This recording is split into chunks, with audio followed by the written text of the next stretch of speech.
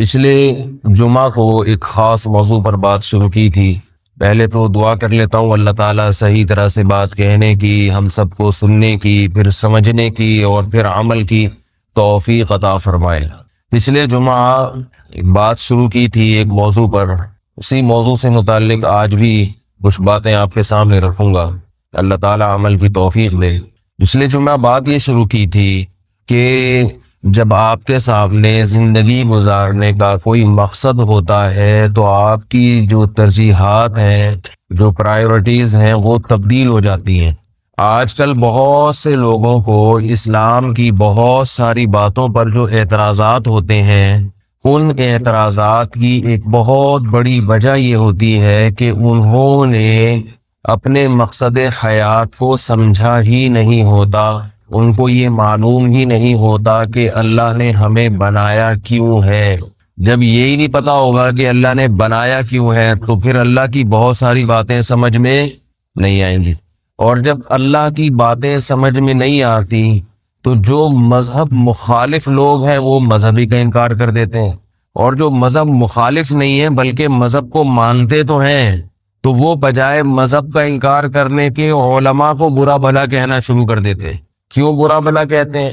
اس لیے برا بھلا کہتے ہیں کہ وہ یہ دعویٰ کرتے ہیں کہ علماء مذہب کی غلط تشریح کر رہے ہیں، کیونکہ علماء جو تشریح کر رہے ہوتے ہیں نا وہ ان کی سمجھ میں آ نہیں رہی ہوتی، تو بجائے اپنی سمجھ کو سیدھا کرنے کے وہ چاہتے ہیں کہ دین کو چینج کر دیا جائے یا مولاناؤں کو چینج کر دیا جائے، اپنی مرضی کے پھر مولویز لائے جائیں اور اپنی مرضی کی باتیں ان سے پھر کہلوائی جائیں، جو سب چیزوں کو حلال کر دیں، جو یہ کہہ دیں کہ موسیقی بھی حلال ہے، جو یہ کہہ دیں کہ داڑھی کا اسلام میں کوئی تصور نہیں ہے، جو یہ کہہ دیں کہ تراویح کی نماز کا سرے سے کوئی وجود ہے ہی نہیں، تو کہہ رہے ہیں آج کل چیزیں آپ کو پتہ ہے بہت چل رہی ہیں۔ پھر مزید ترقی کرتے کرتے کرتے کرتے یعنی لبرل ہونے کی بھی نا درجات ہیں اور فنڈامنٹلسٹ ہونے کے بھی درجات ہیں۔ بنیاد پرست اور لبرل، تو بنیاد پرستی میں ایک انتہا ہے اور ایک انتہا ہے لبرل ہونے میں۔ بنیاد پرستی کی انتہا کیا ہے کہ ہر جگہ پھٹو، ٹھیک ہے، ہر ایک کو مارو، ہر ایک پر کفر کا فتویٰ دو، اور لبرل ہونے کی انتہا کیا ہے؟ شیخ محمد بن جاؤ۔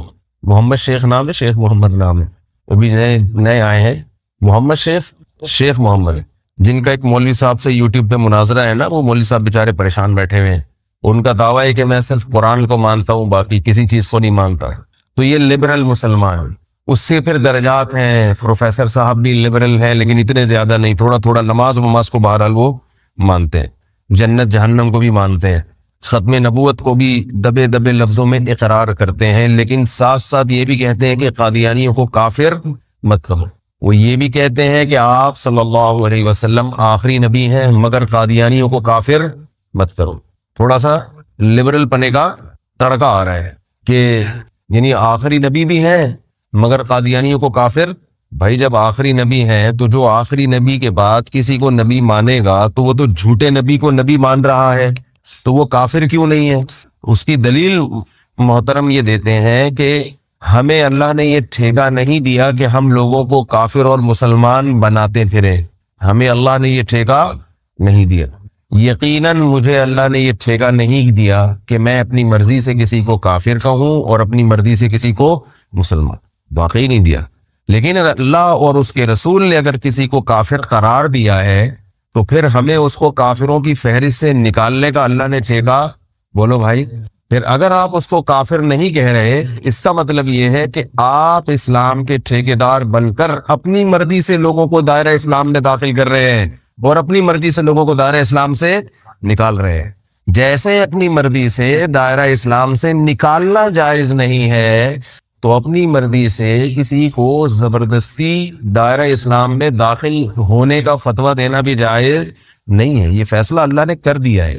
ہاں اتنی بات ضرور ہے کہ جب تک 100% دلائل سے پتہ نہ چل جائے کسی کا کافر ہونا، محض توہمات کی بنیاد پر، محض غلط فہمیوں کی بنیاد پر، محض معمولی باتوں کو پکڑنے کی بنیاد پر آپ کسی کو کافر نہیں کہہ سکتے، جیسے کہ آج کل یہ بھی ہو رہا ہے۔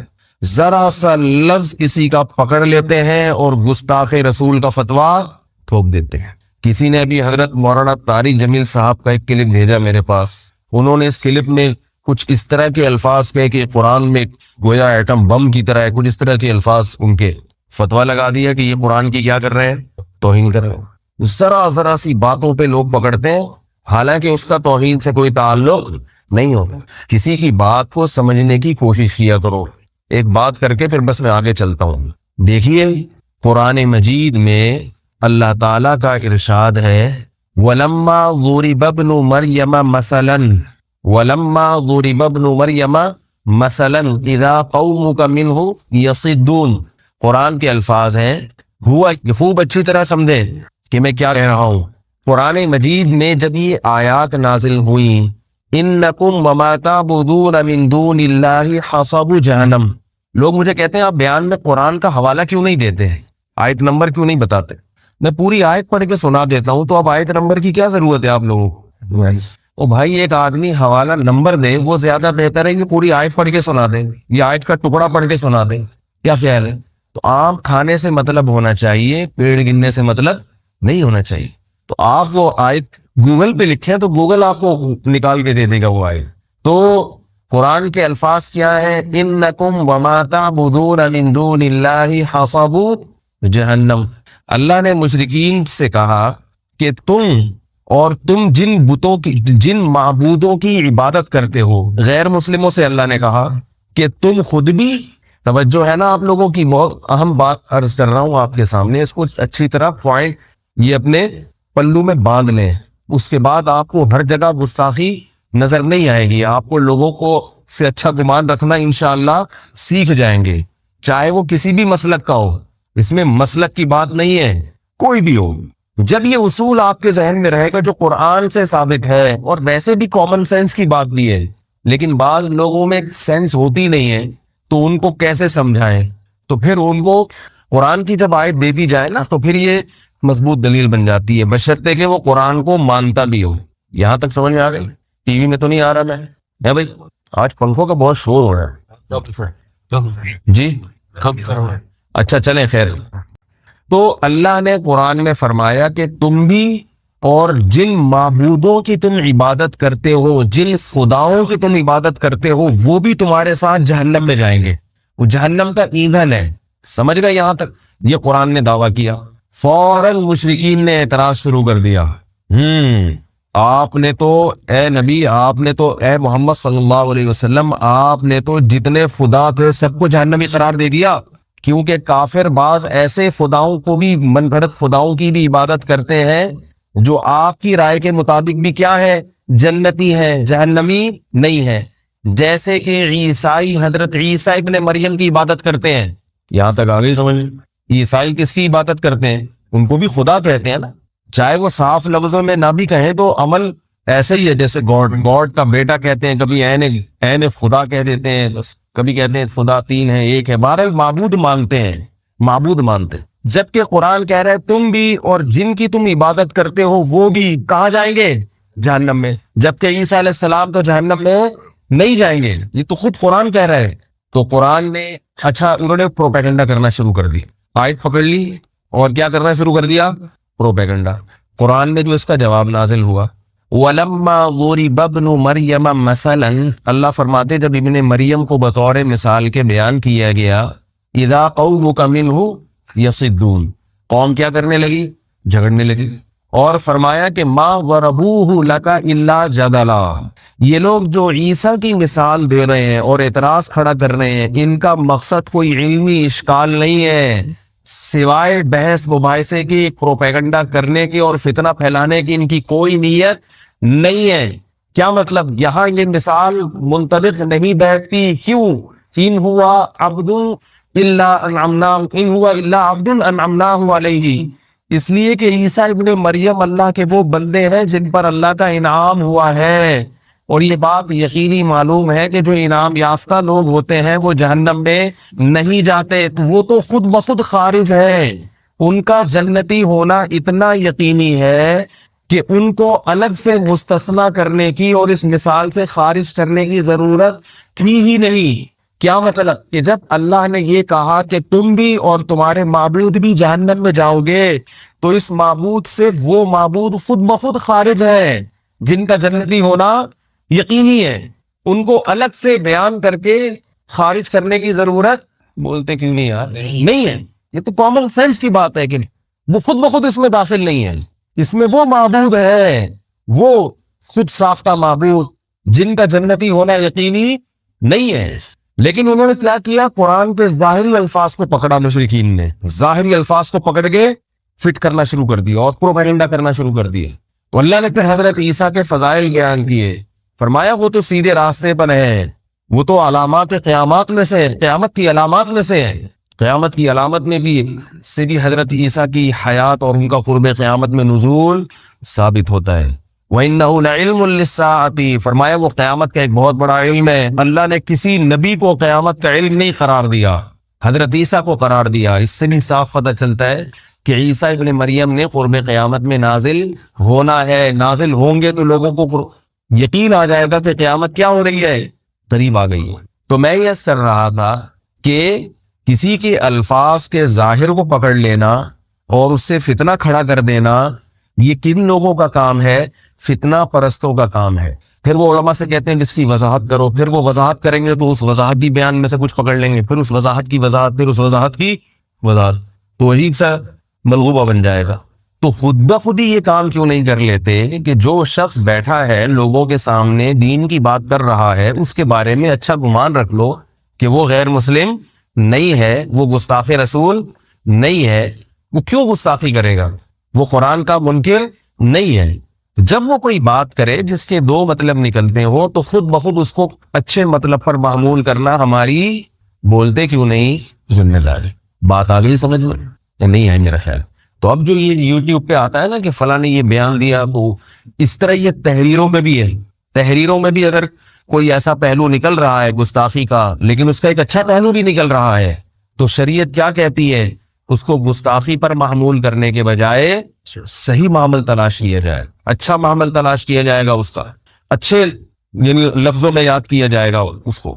اس کی مثال ایسے ہے، دیکھو کوئی شخص یہ بیان کرے، میرے پاس تو زیادہ تر لوگ مولانا طارق جمیل صاحب کے کلپ بھیجتے ہیں. انہوں نے یوں کہا، تو کیونکہ مشہور وہ ہیں زیادہ، ان کی تقریریں زیادہ مشہور ہیں. انہوں نے بیان میں یہ کہا کہ اللہ نے جنازہ پڑھایا نبی صلی اللہ علیہ وسلم کا، تو یہ تو گستاخی ہو گئی. میں نے کہا اس میں گستاخی کیا ہو گئی بھائی؟ ہاں یہ الگ بات ہے کہ یہ حدیث سند کے لحاظ سے بہت کمزور ہے، اتنی کمزور روایت ہے، یہ تاریخی واقعہ ہے، کوئی روایت بھی ایسی نہیں ہے. تو میں اس واقعے کو درست نہیں مانتا. یہ جو اللہ کا نے جنازہ پڑھایا، اس میں اختلاف رائے ہو سکتا ہے. ایک عالم کی یہ رائے ہو سکتی ہے کہ کوئی بھی تاریخی روایت ہے تو اس سے کوئی فقہی مسئلہ اگر ثابت نہیں ہو رہا تو اس کو بیان کرنے میں کوئی حرج نہیں ہے، ان سے کوئی حلال و حرام کا مسئلہ ثابت نہیں ہوا. دوسرے مولوی صاحب کی یہ رائے ہو سکتی ہے کہ نہیں بھائی اس قسم کی چیزوں میں روایت ذرا ٹھیک ہے، بہت زیادہ صحیح روایت نہ ہو لیکن بہت کمزور بھی نہ ہو، تو یہ اختلاف رائے ہو سکتا ہے. لیکن اس میں گستاخی کا پہلو نکالنا یہ زیادتی ہے بھائی. گستاخی تو جب ہوتی جب کوئی کہتا معاذ اللہ نقل کفر، اللہ کا جنازہ معاذ اللہ پڑھا گیا، نقل کفر، کفر نباشر، معاذ اللہ. تو اس میں گستاخی کہاں سے نکل آئی؟ اس طرح کی چیزیں تو حدیث میں بھی ہیں.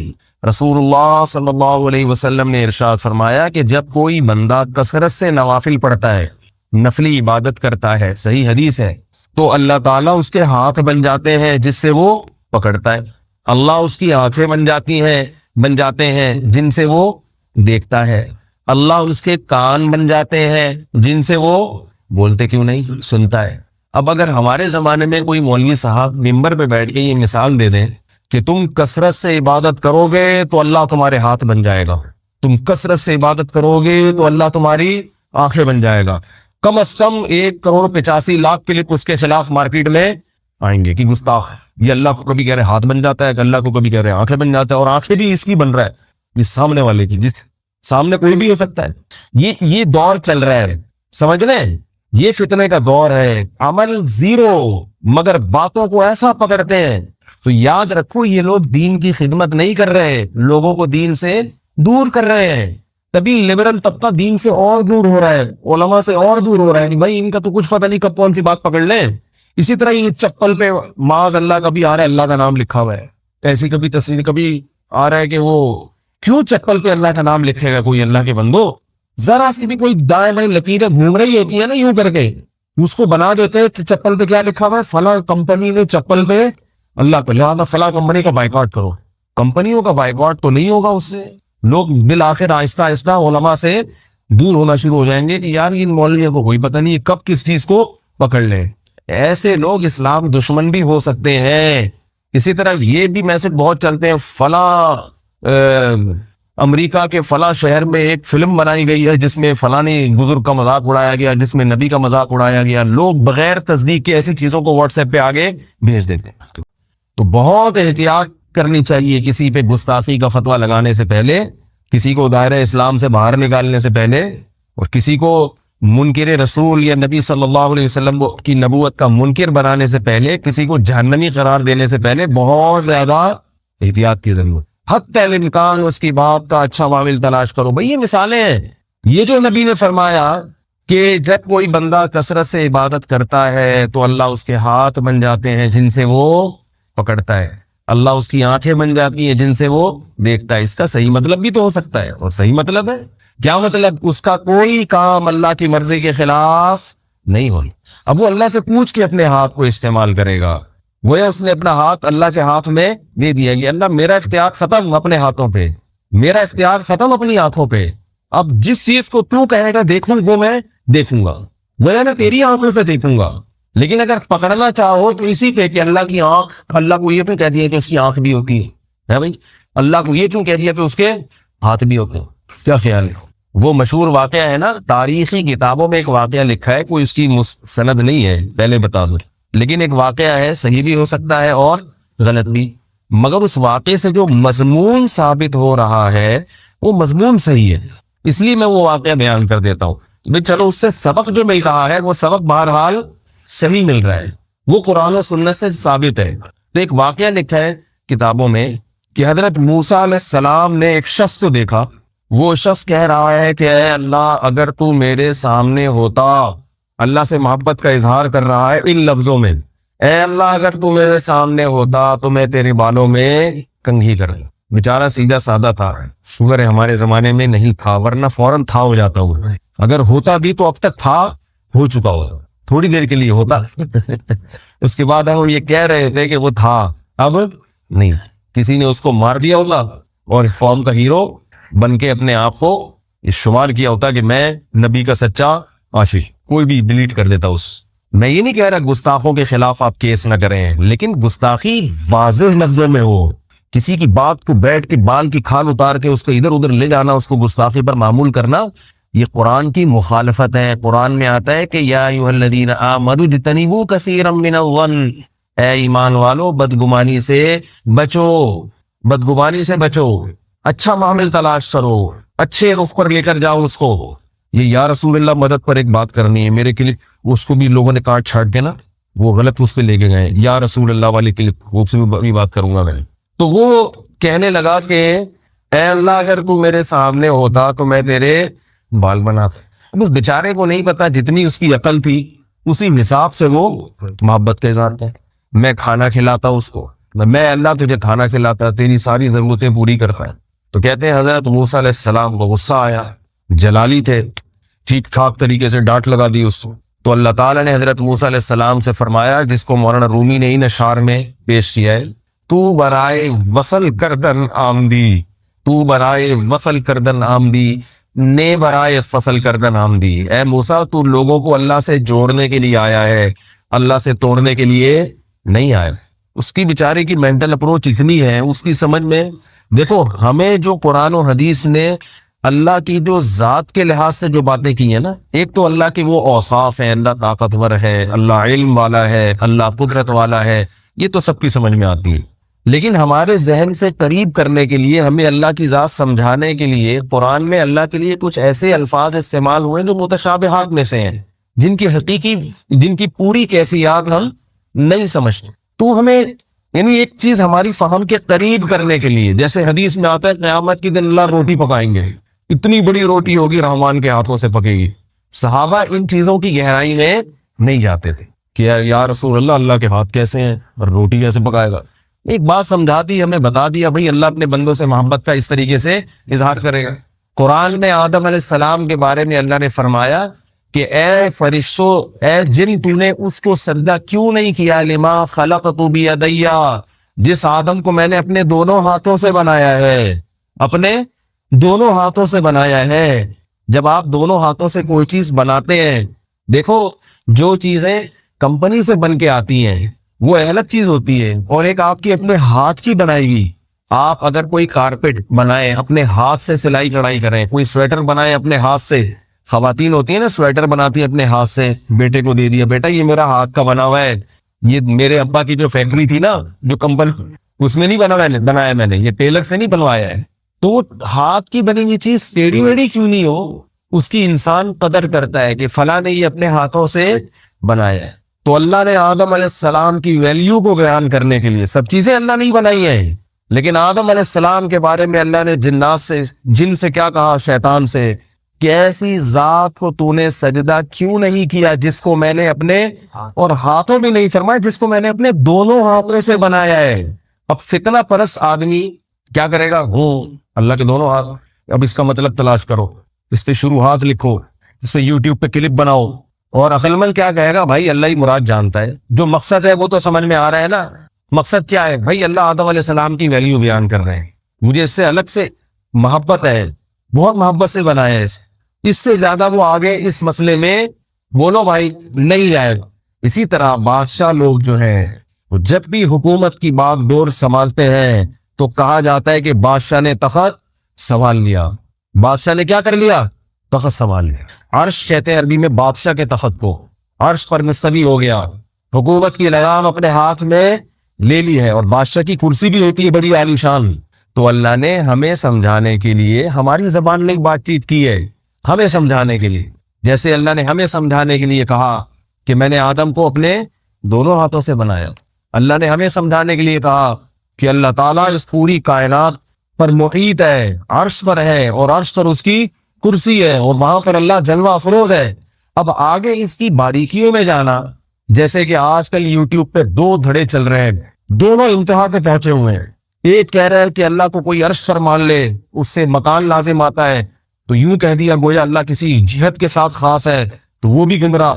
دوسرا کہہ رہا ہے کہ نہیں, جو کہتا ہے کہ اللہ ہر جگہ موجود ہے وہ تو قرآن کی اس آیت کی نفی کر رہا ہے کہ اللہ عرش پر ہے, وہ بھی گمراہ. حقیقت یہ ہے کہ یہ دونوں گمراہ ہیں. اللہ کے بندے جتنا بتا دیا اس میں زیادہ گہرائی میں مت جاؤ, یہ چیزیں متشابہات میں سے ہیں. میں نے پچھلے ہفتے حدیث پیش کی تھی کہ ایک باندی نبی کے پاس آئی, آپ صلی اللہ علیہ وسلم نے پوچھا این اللہ, اللہ کہاں ہے؟ اس نے کہا پھر سما آسمان میں. آپ نے فرمایا اس کو آزاد کر دو, یہ مومن ہے. نہ اس باندی نے بتایا کہ یا رسول اللہ آسمان میں ہونے کا مطلب, میں نے بول تو دیا آسمان میں ہے, یا رسول اللہ آسمان میں ہونے کا مطلب تو یہ کہ اللہ کسی خاص رخ پر ہے. اب کیسی فضول بحثیں چل رہی ہیں. ایک صاحب نے بھیجا کہ اللہ اگر عرش پر ہے تو عرش اللہ سے, وہ ایک ٹی وی میں پروگرام آتا ہے, اس میں دیکھا کہ چند مولاناؤں کو بٹھا کے مرغوں کی طرح لڑایا ہوا ہے آپس میں, اور یہ مسئلہ جو ہے نا عرش والا, اس سے لڑ رہے ہیں. ایک کہہ رہا ہے کہ اللہ اگر عرش پر ہے تو پھر عرش تو اللہ سے معاذ اللہ, یعنی اللہ سے چھوٹا ہے, کیا خیال ہے؟ تو اللہ کی ذات تو عرش سے بڑی ہے, تو اللہ کیسے عرش پہ آ گیا؟ دوسرا جواب میں کہہ رہا ہے کہ نہیں, کہ وہ جو ہے ہر جگہ کیسے آ گیا. کس قدر خطرناک بحثیں ہیں جو اللہ کی ذات کے بارے میں میڈیا پہ لائی جا رہی ہے, اور وہاں مولانا لوگ آپس میں کیا کر رہے ہیں, لڑ رہے ہیں. تو آپ صلی اللہ علیہ وسلم نے باندھی سے پوچھا اللہ کا, اس نے کہا آسمان میں. نہ آپ نے اس کو ڈیٹیل بتائی کہ آسمان میں ہونے سے جہت لازم آ رہی ہے کہ نہیں آ رہی ہے, مکان لازم آ رہا ہے, عرش چھوٹا ہے اللہ بڑے ہیں, تو کیسے آ گئے اس عرش پر, پھر کرسی گول کرسی ہے یا کیا ہے. نہ آپ نے تفصیل بتائی, نہ باندی نے تفصیل بتائی. بس مبہم, اس سے زیادہ ہمیں اس کی گہرائی میں جانے کی ضرورت, بولو بھائی, نہیں ہے. اس سے زیادہ گہرائی میں جانے کی ضرورت نہیں ہے. لوگ امام مالک رحمہ اللہ تعالیٰ کا واقعہ ادھورا پیش کر کے اس سے استدلال کرتے ہیں. امام مالک رحمہ اللہ تعالیٰ کی مجلس میں کسی نے سوال پوچھا کہ اللہ کے عرش پر ہونے کا مطلب کیا ہے. امام مالک نے فرمایا الاستواء معلوم, اللہ نے جو قرآن میں کہا کہ اللہ عرش پر مستوی ہے, تو مستوی کا لغوی معنی تو پتہ ہے سب. والکیف مجہول, کیسے ہے اس کا کسی کو پتا نہیں ہے. والسؤال عنہ بدعہ, لیکن اس قسم کے سوالات کا بدعتی ہونا بہرحال یقینی، کیونکہ صحابہ اس قسم کے سوالات نہیں پوچھتے تھے. یہ جو ہے نا کہ یہ جو تم نے یہ سوال کیوں اٹھایا مجلس میں، یہ تو تم امت میں فتنہ پھیلا رہے ہو ایسی باتیں کر کے، اور حکم دیا اس کو مجلس سے باہر نکال دو. سوال پیدا ہوتا ہے جب ایسا ہے تو میں اس مسئلے کو کیوں چھیڑ رہا ہوں؟ کیا خیال ہے بھائی؟ جب ان چیزوں میں نہیں پڑھنا چاہیے تو مولوی صاحب آپ کیوں پڑھیں، آپ کیوں ممبر پہ بیان کر رہے ہیں؟ میں اس لیے بیان کر رہا ہوں کہ لوگ چھڑ چکے ہیں. ایک چیز جب چھڑ گئی نا تو اس میں اعتدال والی رائے بیان کرنا یہ اس لیے ضروری ہے تاکہ کسی بھی جانب لوگ غلوف کا شکار نہ ہوں. میں بہت عرصہ خاموش رہا ہوں اس مسئلے پر، لیکن جب دیکھا ہے کہ ایک بہت ظلم ہو رہا ہے ان دونوں طرف، اس لیے میں یہ بیان کرنے کے لیے کہ بھائی ان دونوں فریقوں کو اپنے حال پہ چھوڑ دو. تو اتنا بیان کرنا تو ضروری ہے نا علماء کی ذمہ داری، کیونکہ دیکھ رہا ہوں دونوں طرف دو انتہاؤں کی طرف لوگ جا رہے ہیں. ایک مسئلے کو لوگوں نے دیوبندیت کا معیار بنا لیا، دوسرے مسئلے کو لوگوں نے غیر مقلدیت کا معیار بنا لیا، اور دو انتہاؤں پہ جا کے ایک دوسرے کے خلاف توپیں اور بم سے فائرنگ ہو رہی. چھوڑ دو. کوئی اگر غلط کرتا بھی ہے تو وہ چھوڑو، بس کرنے دو، کیونکہ اس کی بحث کو اٹھاؤ گے تو مسئلہ کیا ہوگا؟ خراب. اللہ نے کہہ دیا اللہ اشکر ہے، چھوڑ. کیسے؟ ہمیں نہیں پتا بھائی. کیسے مکان لازم آ رہے ہو؟ ہمیں نہیں پتا مکان کیا ہو. مکان کیا ہوتا ہے بھائی؟ بھائی اس سے تو معاذ اللہ اللہ کا جسم لازم ہو رہا ہے کہ یہ کیا ہوتا ہے، یہ کیا ہوتا ہے؟ بدھو بن جاؤ. بہت سی چیزوں سے جاہل رہنا یہ زیادہ بہتر ہے بنسبت ان چیزوں کا علم حاصل ہونے سے. کم علمی ہر مقام پر عیب نہیں ہے، بہت ساری چیزوں میں کم علمی یہ اللہ کی نعمت ہے. کوئی پوچھے اس کا کیا مطلب ہے، کیا ہمیں نہیں پتا یار، کہ آپ اتنے بڑے مفتی ہو کہ آپ کو نہیں پتا؟ بولتے ہم تو جاہل ہیں بھائی. اب وہ کس نے کہا؟ ایسے موقع پتلی گلی سے نکل لو. میں پہلے ایسے ہی پتلی گلی سے نکلتا رہا ہوں. میں جب پنجاب میں جاتا تھا لوگ مجھ سے پوچھتے تھے حیاتی مماتی، میں کہتا تھا یہ کیا ہوتا ہے، واقعی مجھے نہیں پتا تھا کیا ہوتا ہے. کہ وہ کیا ہوگا؟ میں نے کہا پتہ نہیں کیا ہوتا، کیونکہ ہم نے اپنے بزرگوں سے یہ مسائل کبھی سنے ہی نہیں تھے. اتنا زیادہ پنجاب میں فتنہ ہے، انتہاؤں تک پہنچے ہوئے ہیں، دو دو حصوں میں مسجدوں میں نمازی بٹ چکے ہیں. تو اگر کوئی آپ سے پوچھے بولے کیا کیا کیا کیا پوچھ رہا ہے بھائی تو، ٹھیک ہے. آپ صلی اللہ علیہ وسلم کی وفات ہو گئی ربیع الاول کے مہینے میں پیر کے دن. اس کے بعد آپ صلی اللہ علیہ وسلم قبر میں کس حالت میں ہیں؟ اللہ دنیا کے لحاظ سے تو آپ چلے گئے، یہ تو سب مانتے ہیں. وہاں اللہ نے اپنے نبی صلی اللہ علیہ وسلم کو کوئی مخصوص قسم کی حیات دی ہے، وہ بھی سب کا عقیدہ ہے. وہ حیات مخصوص کیونکہ شہداء کو جب دی ہے تو انبیاء کو یقیناً اس سے افضل ملی ہوگی، جو برزخی حیات ہے.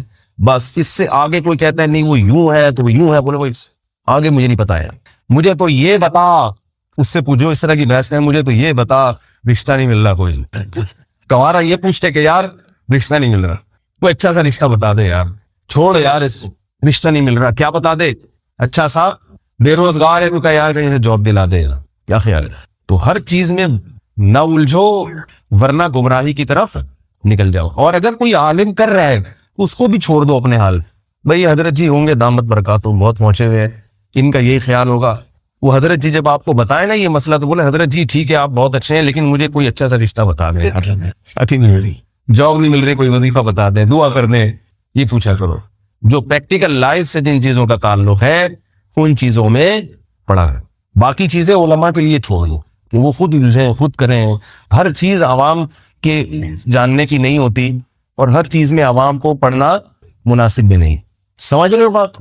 تو میں یہ عرض کر رہا تھا کہ دیکھو رسول اللہ صلی اللہ علیہ وسلم نے حدیث میں کتنی پیاری پیاری حدیثیں ہیں کہ اللہ تعالیٰ اپنے ہاتھوں سے روٹی بنائیں گی. روایت میں آتا ہے، حدیث میں آتا ہے کہ اللہ تعالیٰ کے دو ہاتھ ہیں اور دونوں دائیں ہیں، اللہ کا بایاں ہاتھ کوئی نہیں.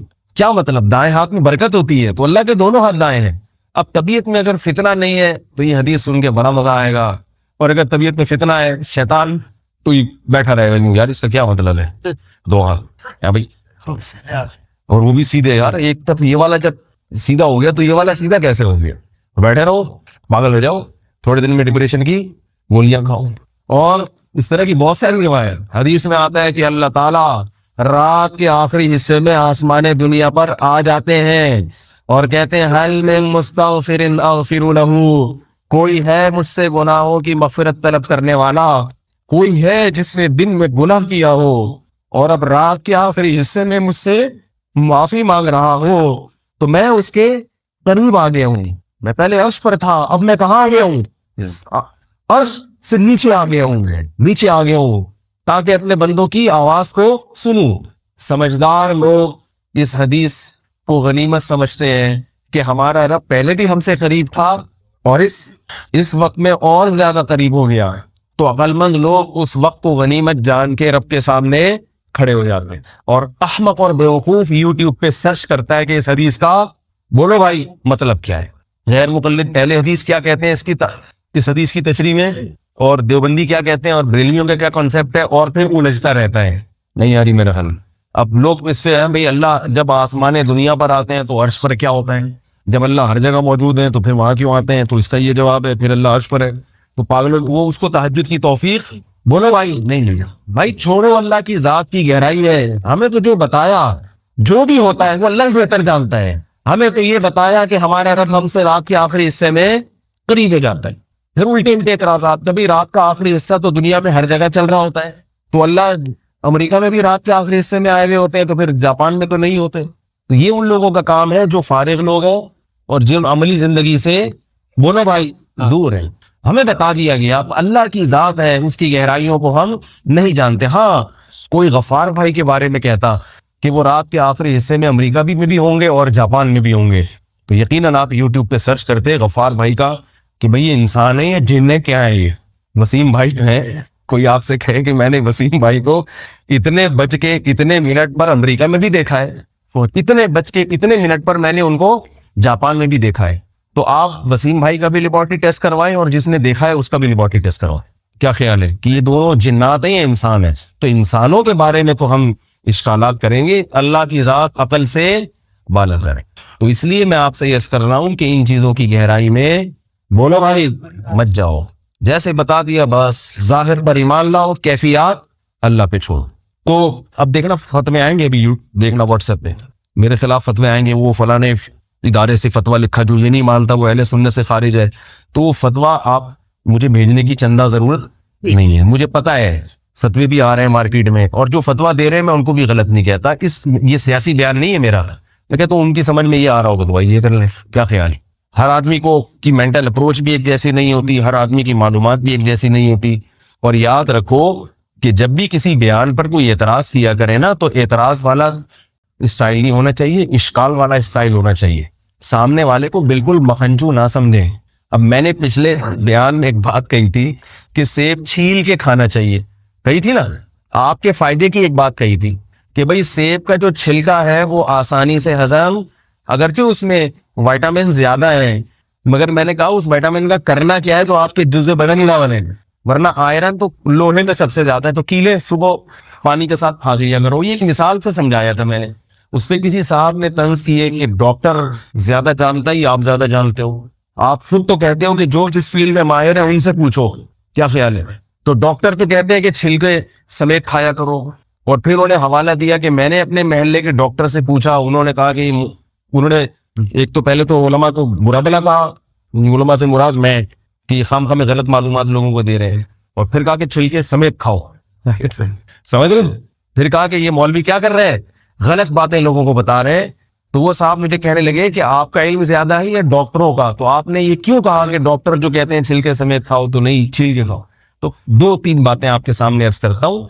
پہلی بات ہی کوئی شرعی مسئلہ بیان نہیں کیا ہے, کہ آپ کو میری عادت ہے چٹکلے درمیان میں جو مفید باتیں ہوتی ہیں بتاتا رہتا ہوں, تو اس پہ اتنا ایکسائٹیڈ ہونے کی کیا ضرورت ہے. اگر آپ کو ڈاکٹر نے کہا چھلکے سمیت کھا لو, چلو چھلکے کے ساتھ کھا لو, بلکہ میں کہتا ہوں آپ چھلکا کھا لیں خالی. سیب ہمارے یہاں بھجوا دیا کریں. ہمارے حضرت مفتی رشید احمد صاحب رحمہ اللہ کے سامنے ایک ڈاکٹر صاحب بیٹھے ہوئے تھے, حضرت سیب چھیل کے کھا رہے تھے. ڈاکٹر نے وہی طنز کیا کہ حضرت یہ چھلکے میں تو وٹامن زیادہ ہے. حضرت نے چھلکوں کی پلیٹ ان کے سامنے فرمایا یہ وٹامن آپ کھائیں, مجھے کیا کھانے دیں, اندر کا سیب کھانے. تو اس کا جواب سنے کہ مجھے پتا ہے, یہ تو میں خود بتاتا رہتا ہوں کہ جو جس فیلڈ میں ماہر ہوتا ہے مشورہ اسی کا لیا جاتا ہے. تو میں ڈاکٹر نہیں ہوں, لیکن یاد رکھیں کہ ڈاکٹروں کے بارے میں عام جو جنرل فزیشین ہوتے ہیں نا ہمارے محلے پڑوسوں میں, ان کو خوراک کے بارے میں ریسرچ ان کی عام طور پر نہیں ہوتی. یہ دواؤں کے بارے میں مہارت رکھتے ہیں. نہیں یاری بات عام جو ڈاکٹرز ہیں نا ان کو نہیں پتا کہ کالی مرچ کیا کرے گی, اجوائن کیا کرے گی, کلوجی کے کیا فائدے ہیں. وہ بتائیں گے پیناڈول کیا کرتی ہے, آگمنٹن کیا کرتی ہے. انہوں نے یہ پڑھا ہی نہیں ہے. تو جو جس فیلڈ میں ماہر ہو اس کی رائے کا اعتبار ہوتا ہے. تو عام طور پہ سب ڈاکٹروں کو نہیں کہہ رہا, عام طور پہ جو ڈاکٹر ہیں وہ خوراک کے بارے میں ماہر نہیں ہوتے, وہ دواؤں کے بارے میں ماہر ہوتے ہیں. ان کو خوراک پہ ان کی ریسرچ, خوراک پہ حکیموں کی ریسرچ زیادہ ہے. سمجھ میں نہیں آ رہی میرا. خوراک پر ریسرچ حکیموں کی، صحیح حکیموں، ایسا نہ ہو یوٹیوب پہ کسی کو حکیم بنا کے اس کی بتائی گی خوراک کھانا شروع کر دیں. وہی ہو جائے گا کہ حکیم صاحب قبرستان سے منہ پر کپڑا ڈال کے گزرتے تھے. اس نے کہا یار آپ جب بھی گزر رہے ہوتے ہیں آپ کا چہرہ کھلا ہوتا ہے، جیسے ہی قبرستان سے گزرتے ہیں آپ کپڑا ڈال دیتے ہیں. حکیم صاحب نے کہا شرم آتی ہے، اصل میں میرے ہی پہنچائے ہوئے ہیں سارے، یہ سب یہ میرے ہی پہنچائے ہوئے ہیں نا تجربے کاری کی بنیاد پر. تو اب قبرستان سے کیا کرتا ہوں، ان مردوں سے شرم آ رہی ہے. تو کوئی واقعی حکیم ہو، کوئی صحیح ہو، تو ان کی خوراک پہ ریسرچ زیادہ ہوتی ہے. کچھ ڈاکٹر بھی ہیں اس فیلڈ میں، لیکن وہ ان کی فیلڈ پھر الگ ہوتی ہے، جو آرگینک چیزوں پہ مہارت رکھتے ہیں. لیکن عام طور پہ جو کلینک کھول کے ڈاکٹر حضرات بیٹھے ہوئے ہیں، ان کو خوراک کے بارے میں عام طور پر مشاہدہ ہے کہ معلومات نہیں ہوتی، انہوں نے ایک چیز پڑھی نہیں ہے. تو اس لیے ہم اتنے بے وقوف نہیں ہیں جتنے آپ ہمیں سمجھتے ہیں. اگر ایک بات ہم کہہ رہے ہیں تو یہ مطلب نہیں ہے کہ اتنی موٹی بات معلوم نہیں ہے. اور سب سے بڑھ کر ہے مشاہدہ. اگر آپ کو یقین نہ آئے تو آپ چھلکوں سمیت بھی سیب کھا کے دیکھیں اور بغیر چھلکے کے بھی کھا، تو آپ کا پیٹ خود تھوڑی دیر میں بتائے گا کہ آپ کے محلے کے ڈاکٹر صاحب صحیح کہہ رہے تھے یا ممبر کے مولوی صاحب صحیح کہہ رہے. یہ تو مشاہدے پر مبنی حقیقت ہے نا. نہیں ہے. اور اگر بالفرض کسی کا پیٹ خراب نہیں ہوتا تو ہر چیز ہر ایک کے لیے، ہر نقصان دہ چیز ہر ایک کو نقصان بھی نہیں دیتی. وہ خاندانی میدا ہوگا، آرڈر پہ بنوایا ہوگا، اس نے آرڈر پہ بنوایا ہو. ہمارے حضرت میاں والی گئے تو وہاں ایک حکیم پیٹ خراب تھا، حکیم صاحب نے ایک جلا بابر گولی دی، کہا یہ 2 گولیاں کھا لیں. حضرت نے جب کھائی تو وہ ایسے موشن ہوئے کہ درد آ کے سارا ہی مادہ فاسدہ نکل جائے گا. مجھے پتا ہے نا مادہ فاسدہ آتے بھی نکل جائیں گے. حضرت نے اس حکیم سے کہا بھائی کیا کھلا دیا اللہ کے بندے. حکیم نے کہا کہ میں میاں والی میں یہ 4 گولیاں ان لوگوں کو کھلاتا ہوں تو بھی کچھ نہیں ہوتا. آپ کو جو 2 گولی کا اثر ہو گیا نا، تو انہوں نے کہا یہ میاں والی کے لوگ ہیں، لمبے ترنگے دیکھ رہے ہیں نا آپ نے. حضرت نے فرمایا ہمارے حضرت کو میدے کی بچپن سے کچھ تھوڑی سی بیماری تھی، کمزوری تھی میدے میں. فرمایا کہ میرا میدا بچپن سے کیا ہے، کمزور ہے. تو وہ میاں والی جو 4 گولیاں سے کچھ بھی نہیں ہو رہا، وہ 4 کمال گوٹے کھا رہے ہیں تو ان کو مس کال بھی نہیں آ رہی ہے، کچھ بھی نہیں ہو رہا ہے. تو بعض لوگوں کا میدا اتنا، یہ جو مزدور پٹھان ہوتے ہیں آپ دیکھو یہ کیا کچھ بھی کھا جاتے ہیں، کچھ بھی نہیں ہوتا. لیکن اب ہم نارمل میدے کی بات کر رہے ہیں جو عام مسلمانوں کا میدا ہوتا ہے، خاص طور پہ کراچی والوں کا میدا. ان کا تو پیٹ جو ہے کراچی والوں کا آپ کو پتہ ہے کیا حال ہے، وضو نہیں ٹھہرتا. پاک فضائیہ میں شمولیت روز بروز بڑھتی چلی جا رہی.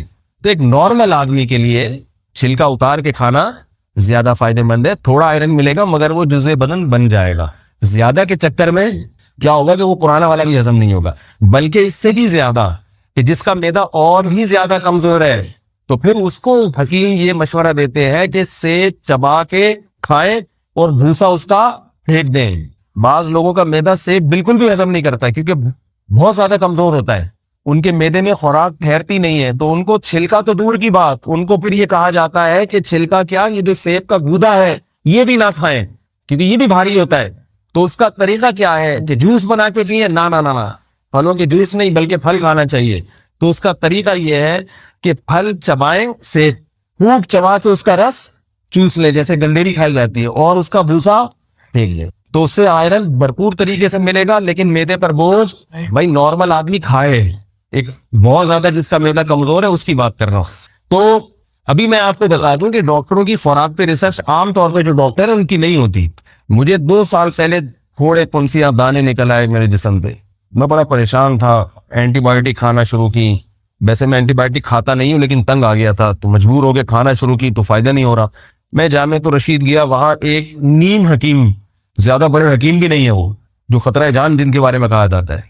انہوں نے مجھے کہا کہ یار کالی مرچیں بھر کے لو، منہ میں ڈالو، تھوڑی سی چباؤ، پانی سے نکل لو، 2-4 دفعہ کرو سیٹ ہو جائے گا. میں نے ایسے ہی کیا، پہلی دفعہ میں ہی سیٹ ہو گیا. کالی مرچ منہ میں ڈالی، تھوڑی سی چبائی اور بولے بھائی نکل لی. طبیعت ہل کو گئی تھوڑی دیر کے لیے آنکھیں بھی کھل گئی اور عجیب سا ہو گیا. لیکن 24 گھنٹے کے اندر اندر وہ دانے غائب ہو گئے. پہلی دفعہ میں ہی اثر ہونا شروع ہو گیا. آپ لوگ نہ کریں اللہ کا واسطہ، ہر چیز ہر ایک کے لیے نہیں ہوتی. پھر میں نے کالی مرچ کے بارے میں ریسرچ کرنا شروع کی، ڈاکٹروں سے لی.